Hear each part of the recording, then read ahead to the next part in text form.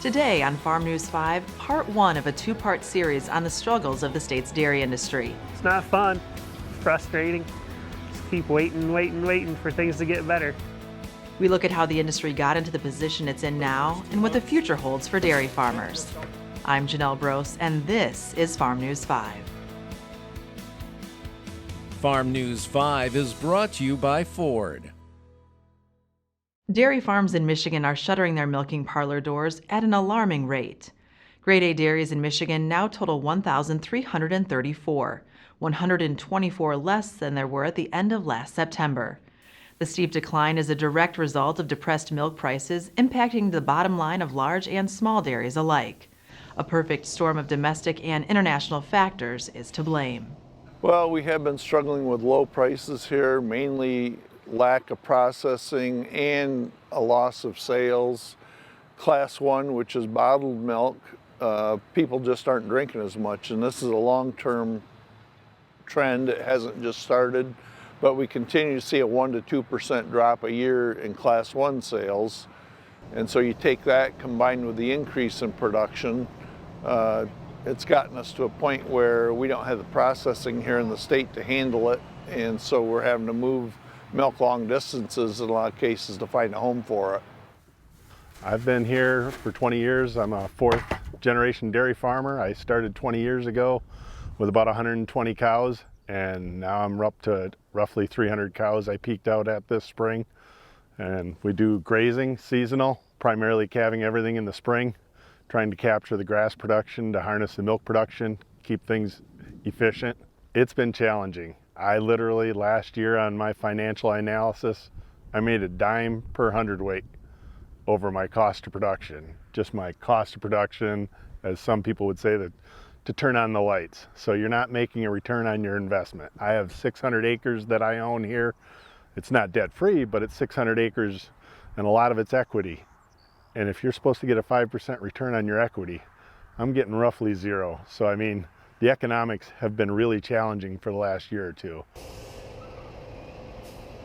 Our historical market has been fluid milk, and then the excess went into the butter powder component. Fluid consumption has dropped, cheese consumption has increased. There's the byproduct of butter production is skim milk. Skim milk powder is what there's an overabundance of globally. So yes, we get hit harder than some of the surrounding states because of our product mix here. What we need is more cheese production in Michigan. What you want is a balance between, hopefully between fluid and cheese and butter and the powder products. And the one area that we're light in this state is cheese production. And in recent years, we've been forced to outsource capacity and sending our milk out of this geographic region, 400 miles one way through Chicago, down in central Ohio. Those are all heavy transportation costs that have really hampered our profitability. We've lost our competitive edge that we had. 20% of the milk produced in Michigan right now is exported out of the state, so that's being sold at a distressed price, and you're paying all the trucking to get it there. And of course that comes out of your milk price that you get. So for like our farm, we'll lose $15,000 every month just in what's called a marketing adjustment on our milk check. And so really the price of milk wouldn't have to go up at all, even if we just got even with the rest of the states around us.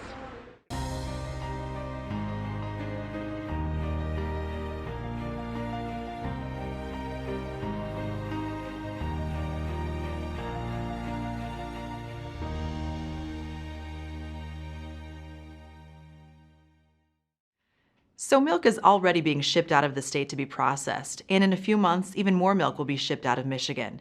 That's because Dean's will be shutting down processing plants, including one in southeast Michigan, after Walmart opened what amounts to a competing processing plant in Indiana.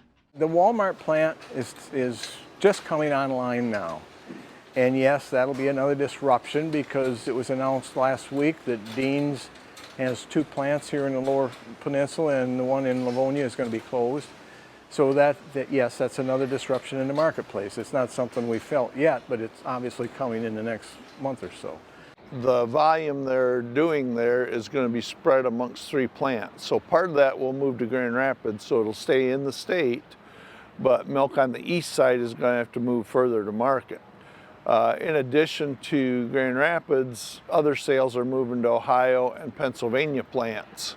And so that's going to be less processing here in the state, and it's going to mean more milk is going to have to move out of the state. Don't rely on a handshake. Minimize your risk. Protect your relationships. Get it in writing.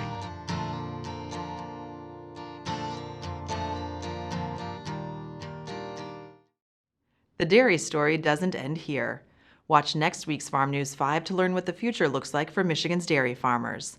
And in a couple of weeks, Michigan Ag Commodities' Chris Betts will be back with our market updates.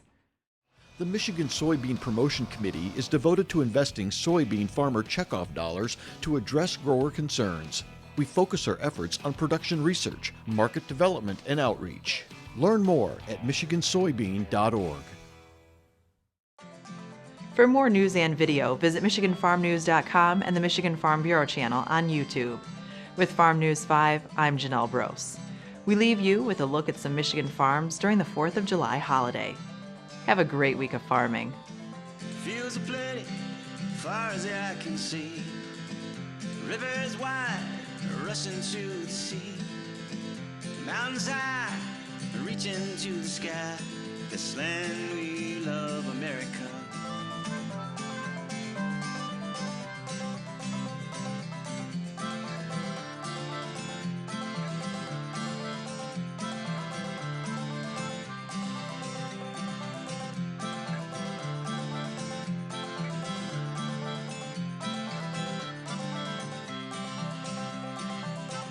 Fields are plenty, far as I can see. Rivers wide, they're rushing to the sea. The mountains high, reaching to the sky. This land we love, America. This land